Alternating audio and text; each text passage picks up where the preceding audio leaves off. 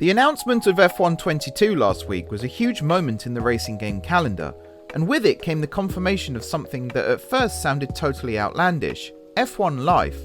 The F1 Life hub will see players be able to unlock and show off supercars, clothing, accessories and more. That includes driving these unlocked supercars in a new Pirelli Hot Lap mode. While exciting, this is a huge risk for Codemasters, as it puts F1 22 in a realm it isn't really used to: direct comparison with other games. I'm Mark from Racing Games, and today I'm here to talk about how F1 Life is an unnecessary risk from Codemasters.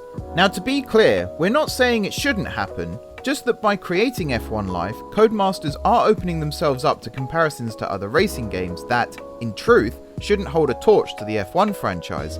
But I mean, supercars are cool, so let's talk about them.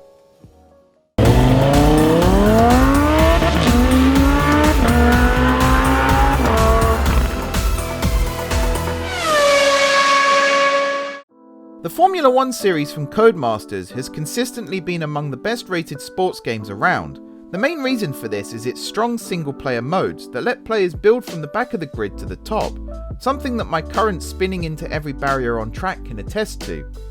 The Codemasters game is the only game that has every F1 car, track and driver from the current season, and benefits from that in an interesting way.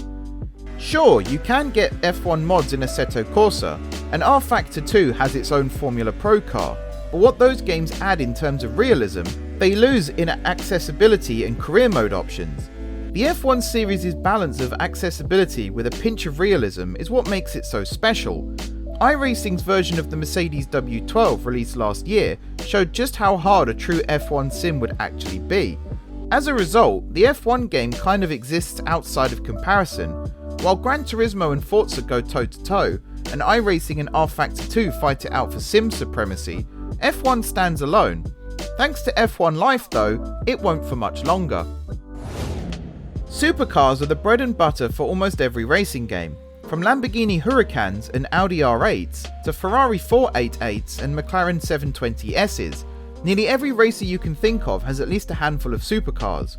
While we don't yet know if players can race these cars or just drive them in the Pirelli Hot Laps, the ability to drive these cars will put the spotlight on Codemasters' handling and physics in a way that it hasn't been before.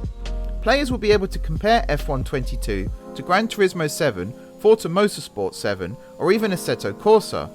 With tracks like Spa and Monza readily available in those games too, it will be a very direct comparison, and not one that the F1 engine is likely to hold up too well to.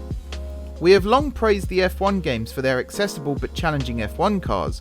However, that toned down vibe doesn't mesh well with cars that are already more user friendly. So the question is, will F1 Life expose Codemasters' handling model when compared to other racing games? Before we move on, have you subscribed to Racing Games yet? Just one click and you're on the Racing Games grid.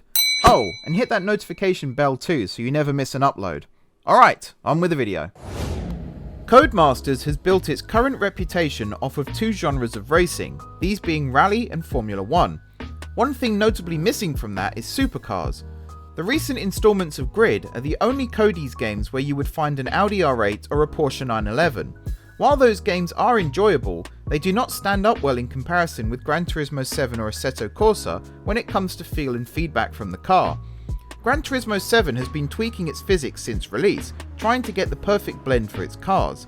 This is not something Codemasters is likely to be able to do with its supercars, and even if they could, it would be considered a waste of resources considering the F1 games are all about, well, F1, so it would be pointless to waste precious update time on fixing what is essentially a very small part of the overall experience.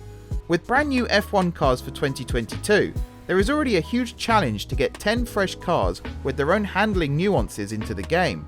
We often see post-release updates to handling and physics that bring the Codemasters version of F1 more into line with the real thing. Can they afford to do that with supercars if the initial model is a little off? And if they do, will it bite into their ability to keep the core of the F1 game strong? There is a lot at stake for Codemasters and EA in F1 22. The new F1 cars must deliver as the main attraction of the game. The series is evolving toward the taste of its new owner, something that fans have been nervous about ever since the first rumours of a Codemasters takeover started swirling. As FIFA and Madden players can attest to, the EA annual sports games are not in the best state right now. This is while F1 has been a shining light for the single player sports experience. Adding more cars, along with lifestyle content that draws away from the on-track experience, is a big, bold and risky step. If Codemasters gets this wrong, especially if it's perceived as pushing more microtransactions, then the backlash could be severe to say the least. We've already seen Gran Turismo 7 back off a little when it comes to microtransactions, but this is not something we've ever seen EA do before, and it could lead to a souring of the relationship between Codemasters and its loyal growing fan base. Of course, F1 Life could also be a smash hit, a chance for Codemasters to flex its muscles and create road cars to a high degree of fidelity and with a realistic handling model. It could just be the first step toward a whole new world, either within the F1 game or spun off into a whole new standalone game. We'll have to wait and see on that one though. How do you feel about F1 Life? Do you think it's a brave new step by Codemasters, or are you worried it will spin off the line and crash into the pit wall? Let us know in the comments below. For now though, thanks for watching. I've been Mark from Racing Games. Please like and subscribe to stay up to date with all things F1 22, and now I'm off to design my garage ready for F1 Life. We'll have the McLarens front and centre, with the Mercedes just behind, and then right at the back we'll have the Aston Martins. Don't get me wrong, they are beautiful cars, but I'm putting my cars in grid order. You've got to stick to realism, right?